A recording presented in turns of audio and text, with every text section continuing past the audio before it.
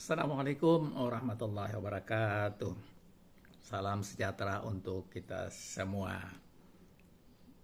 Kita kembali berjumpa untuk menyampaikan analisis peristiwa kejadian dalam berbagai bidang, khususnya dalam bidang hukum. Saudara, tuntutan masyarakat supaya Jokowi diadili terus menggelegar, dan nampaknya ada tangan-tangan mereka yang di dalam kekuasaan melindungi Jokowi hingga tetap saja Jokowi aman-aman dan bahkan sekarang ini berada di Singapura dan bertemu dengan mantan Perdana Menteri Singapura Lee Hsien Loong. Saudara, negara kita adalah negara hukum, dan hukum itu harus melindungi, harus mengayomi, harus pula mengadili setiap warga negara.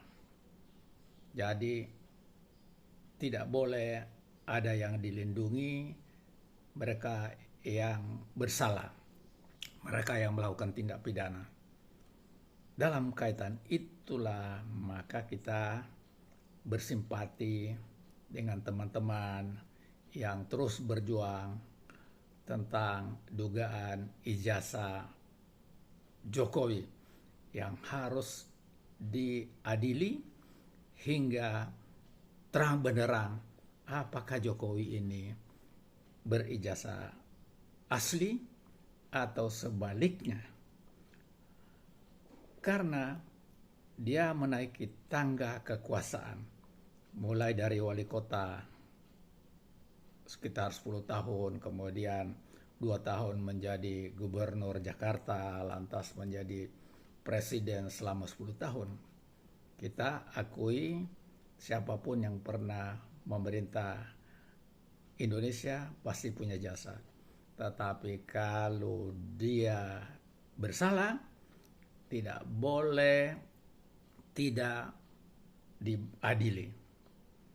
Nah, dugaan Roy Suryo dan kawan-kawan bahwa Jokowi ini 99,9% berijazah palsu tidak bisa hanya di dalam kata-kata, dalam berbagai ungkapan yang dipublikasikan oleh media mainstream, televisi, dan media sosial.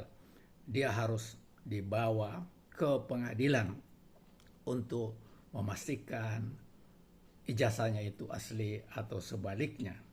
Demikian juga dugaan korupsi yang ditimpakan kepada Jokowi, dan bahkan ada organisasi internasional OCCRP sudah menempatkan Jokowi sebagai seorang yang terkorup di dunia.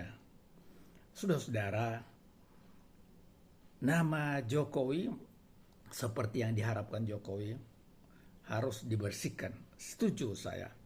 Tetapi cara membersihkannya itu bukan misalnya mediasi kemudian untuk memastikan ya sudah selesai, tidak boleh lagi membicarakan ijazah Jokowi. Ada pula yang mengatakan Jokowi ini berjasa, jangan lagi dikuyo-kuyo dengan ijazah palsu. Kita harus menghormati mikul duur mendon jero.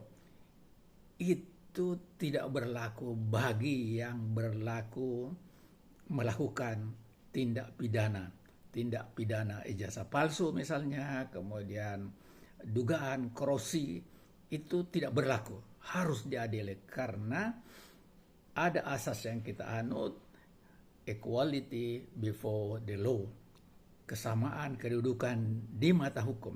Siapapun yang bersalah harus diadili.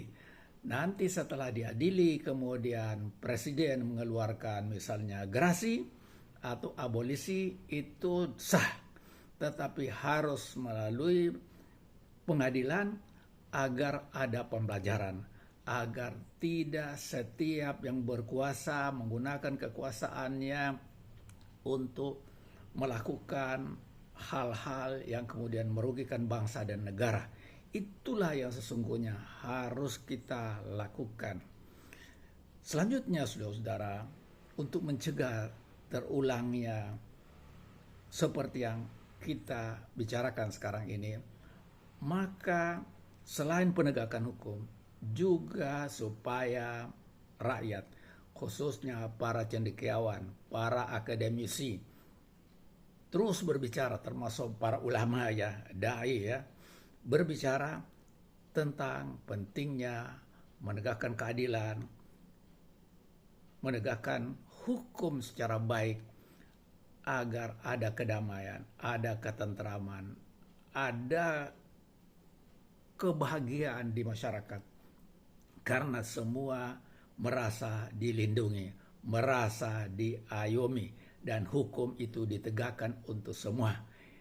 Nah, oleh karena itu,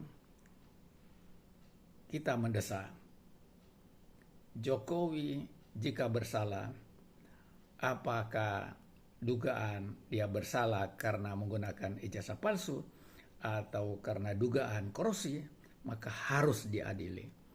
Itulah sesungguhnya yang harus kita lakukan untuk kebaikan negeri kita, kebaikan bangsa kita, karena kita ingin mewariskan negeri yang kita cintai ini sebagai negeri yang hukumnya tegak, kemudian ada keadilan ekonomi, keadilan dalam berbagai bidang, untuk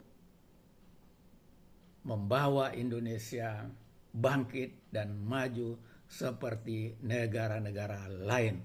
Kita kaya raya, dan oleh karena itu kekayaan harus digunakan untuk sebesar-besarnya bagi kemakmuran rakyat, dan itu tidak mungkin bisa terlaksana kalau para pemimpinnya tidak memegang amanah di dalam menjalankan pemerintahan.